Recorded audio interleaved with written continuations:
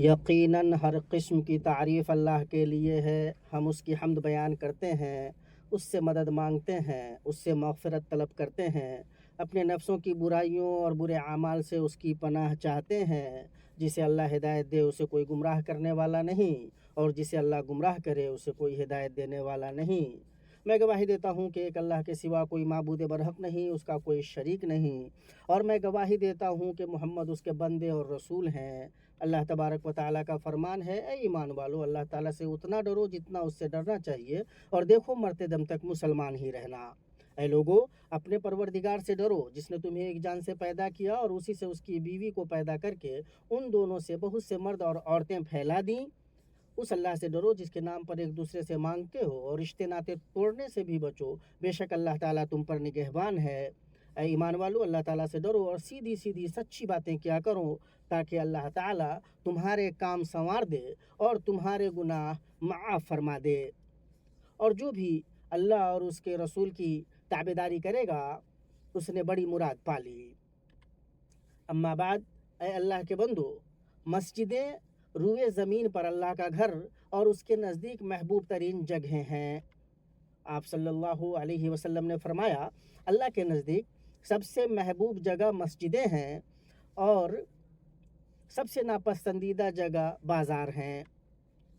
اللہ تعالیٰ نے مسجدیں تعمیر کرنے اور ان کی حفاظت کا حکم دیا تاکہ وہ اس کے ذکر و تسبیح اور تعظیم کی جگہیں ہوں۔ اللہ تعالیٰ کا فرمان ہے،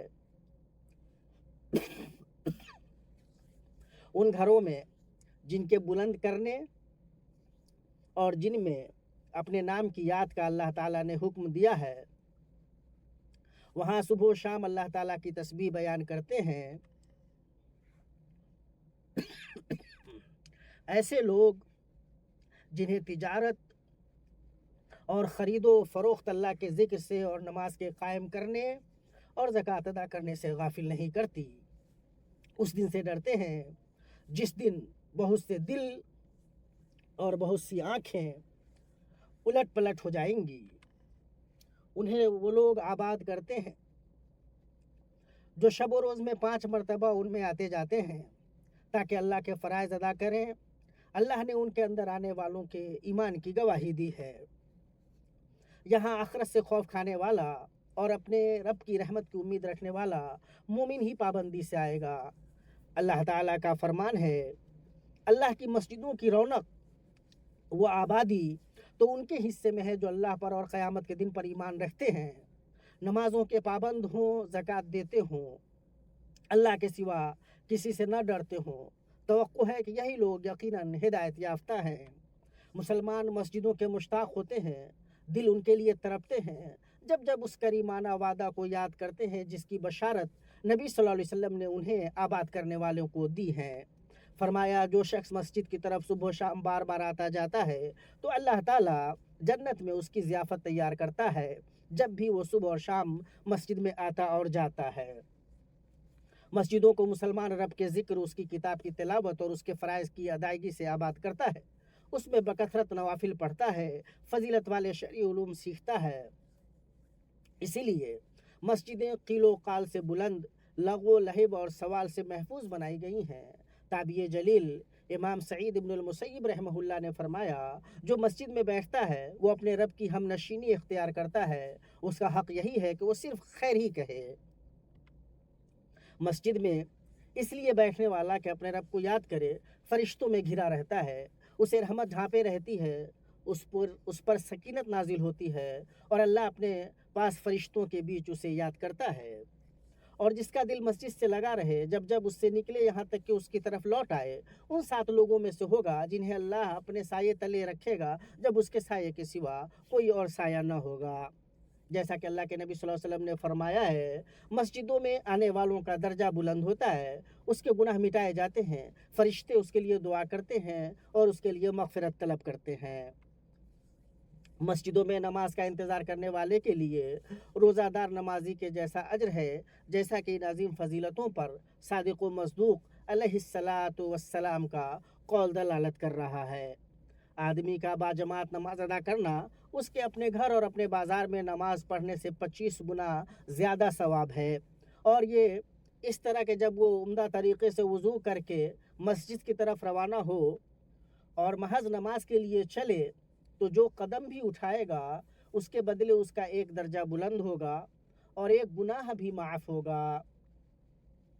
پھر جب وہ نماز ادا کر لے گا تو جب تک اپنی جائے نماز پر رہے گا جب تک اپنی جائے نماز پر رہے گا فرشتے اس کے لیے دعا کرتے رہیں گے کہ اے اللہ تو اس پر اپنا فضل و کرم فرما، اے اللہ تو اس پر رحمت و شفقت فرما۔ اور جب تک تم میں سے کوئی نماز کا انتظار کرتا ہے تو وہ گویا نماز ہی میں رہتا ہے۔ مومنو، اسلام میں مسجدوں کے مقام ان سے اللہ کی محبت اور ان کی تعظیم کے پیش نظر اللہ کے نبی صلی اللہ علیہ وسلم نے اپنے مبارک ہاتھوں سے اپنی مقدس مسجد کی تعمیر کی، آپ کے صحابہ نے آپ کی مدد کی اور اس سے قبل مسجد قباء کی تعمیر کی۔ آپ صلی اللہ علیہ وسلم نے مسجدوں کی تعمیر کی ترغیب دلائی کہ اللہ نے اس پر اچھے اجر اور عظیم بدلے کا وعدہ کیا، اور یہ چیز بتواتر آپ صلی اللہ علیہ وسلم سے ثابت ہے۔ امیر المومنین عثمان بن عفان رضی اللہ تعالیٰ عنہ سے روایت ہے، انہوں نے کہا میں نے نبی صلی اللہ علیہ وسلم کو کہتے ہوئے سنا، جس نے اللہ کی خوشنودی کی چاہ میں مسجد بنائی اللہ اسی کے جیسا اس کے لیے جنت میں گھر بنائے گا۔ اللہ کے بندو، اور اس میں کوئی تعجب کی بھی بات نہیں کہ مسجدیں نیک لوگوں کی آرام گاہیں ہیں اور ایمان والوں کے ملنے کے مقامات ہیں۔ ابو ادریس خولانی رحمہ اللہ کہتے ہیں مسجدیں معزز لوگوں کی مجلسیں ہیں۔ اے اللہ کے بندو، مسجدوں میں اسلام کے مقاصد میں سے ایک عظیم مقصد پورا ہوتا ہے اور وہ ہے ایمانی اخوت۔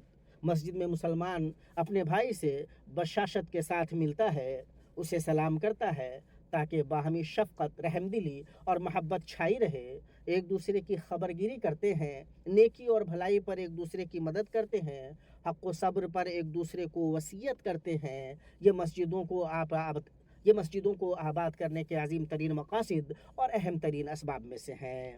مسلمانوں، مسجدیں اللہ کا گھر ہیں، یہ صرف اللہ کے ذکر کے لیے بنائی گئی ہیں۔ ان کے اندر ادب واجب ہے کیونکہ یہ اللہ کے ساتھ ادب برتنا ہے۔ جو ان میں رہے وہ صرف خیر ہی کہے، نیک عمل ہی کرے، ان میں صرف آخرت ہی چاہی جائے، ان میں دنیا کے تمام امور جیسے خرید و فروخت سے اجتناب برتا جائے، جیسا کہ اس کی ممانعت اللہ کے نبی صلی اللہ علیہ وسلم سے ثابت ہے۔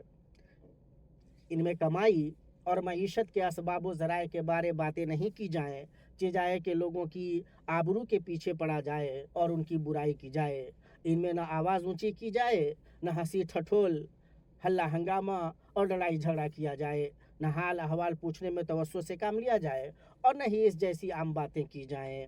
اللہ مجھے اور آپ کو اپنے کتاب کے طریقے اور نبی صلی اللہ علیہ وسلم کی سنت سے فائدہ پہنچائے۔ میں اپنی یہ بات کہتا ہوں اور اپنے لیے اور آپ کے لیے اللہ تبارک و تعالیٰ سے مغفرت طلب کرتا ہوں۔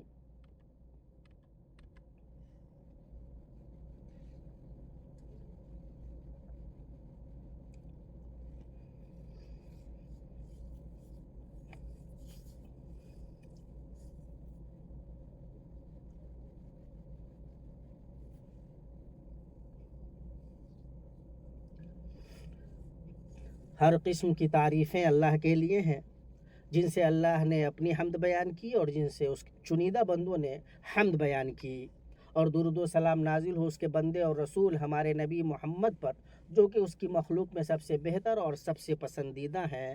اما بعد، اے اللہ کے بندو، مسجدوں کے اہم ترین آداب میں سے، بلکہ ہر وہ شخص جو اللہ سے فضل و خوشنودی چاہتا ہو مسجد میں داخل ہو، اس کے لیے یہ ادب ضروری ہے کہ اللہ کے سوا کسی کو نہ پکارے، چاہے اس کا جتنا بڑا مقام ہو، اور سوائے اللہ کے کسی سے خیر و نفع کی امید نہ رکھے۔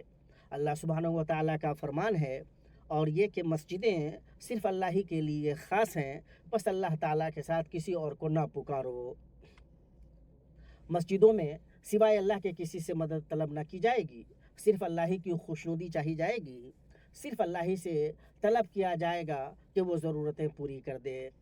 مومنو، مسجدوں کی رفت میں سے یہ ہے کہ انہیں گندگیوں سے پاک و صاف رکھا جائے اور ان میں خوشبو لگائی جائے، اور جو ان میں گندگی یا کچرا دیکھے اور انہیں ہٹا دے تو اس نے اس سلسلے میں رسول اللہ صلی اللہ علیہ وسلم کی پیروی کی۔ عبداللہ ابن عمر رضی اللہ عنہما نے فرمایا، نبی صلی اللہ علیہ وسلم نماز پڑھ رہے تھے کہ اس اسنا میں آپ نے مسجد میں قبلے کی جانب بلغم دیکھا۔ آپ نے اسے دستے مبارک سے صاف کیا اور غصہ ہوئے اور پھر فرمایا، جب تم میں سے کوئی آدمی نماز میں ہوتا ہے تو اللہ تعالیٰ اس کے سامنے ہوتا ہے، لہٰذا کوئی شخص دوران نماز اپنے سامنے نہ تھوکے۔ ابن رجب رحمہ اللہ نے فرمایا، مسجد میں جھاڑو لگانا اور اذیت کی چیزیں ہٹانا شریفانہ کام ہے، اور جو شریعت کے آداب بطور خاص مسجدوں کے آداب جانتا ہے اسے کمتر جان کر چھوڑنا نہیں چاہیے۔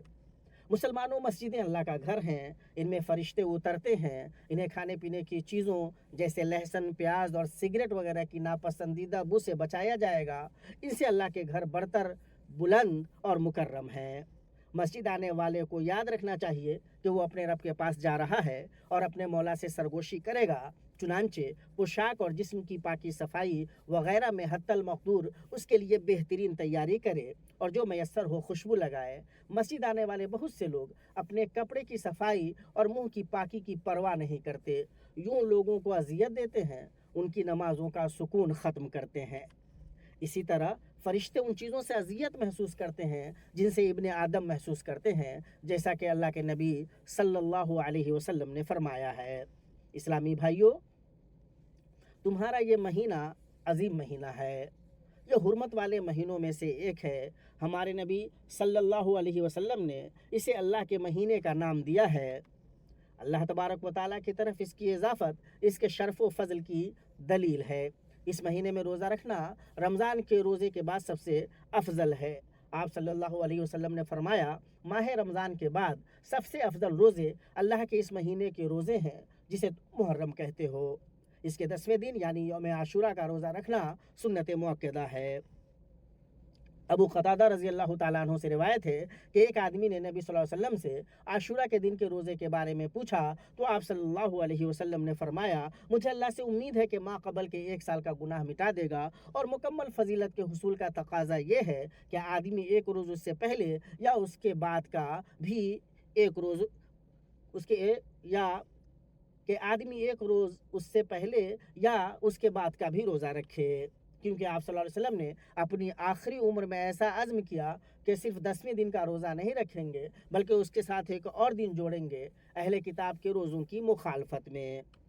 آپ صلی اللہ علیہ وسلم نے فرمایا، جب آئندہ سال ہوگا تو ہم انشاءاللہ 90 دن کا روزہ رکھیں گے۔ ابن عباس رضی اللہ عنہما نے فرمایا، آئندہ سال کے آنے سے قبل رسول اللہ صلی اللہ علیہ وسلم وفات پا گئے۔ اللہ کے بندو، اس مبارک دن کی جو گھڑیاں بچی رہ گئی ہیں انہیں غنیمت جانو، خوب دعا کرو، ممکن ہے تمہیں قبولیت کی گھڑی مل جائے، اور خاتم النبیین اور بنو آدم کے سردار پر خوب درود و سلام بھیجو کہ جس نے ان پر 1 مرتبہ درود بھیجا اللہ اس پر 10 درود بھیجے گا۔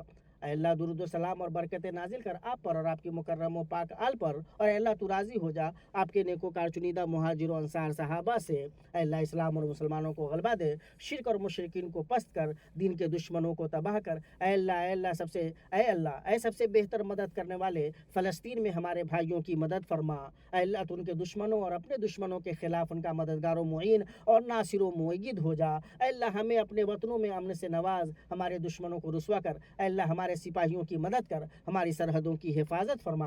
اے اللہ، جو ہمارے ملکوں کا برا چاہے اسے خود ہی میں الجھا دے، اس کی سازش کو اس کی گردن میں لوٹا دے اور اس کی تدبیر کو اس کی تباہی بنا دے۔ اے قوی و عزیز، اے اللہ، ہمارے سربراہ خادم حرمین شریفین کو اس بات کی توفیق دو جو تو چاہتا ہے اور جس سے تو راضی ہوتا ہے، اور انہیں بھلائی و تقوی کی راہ پر چلا۔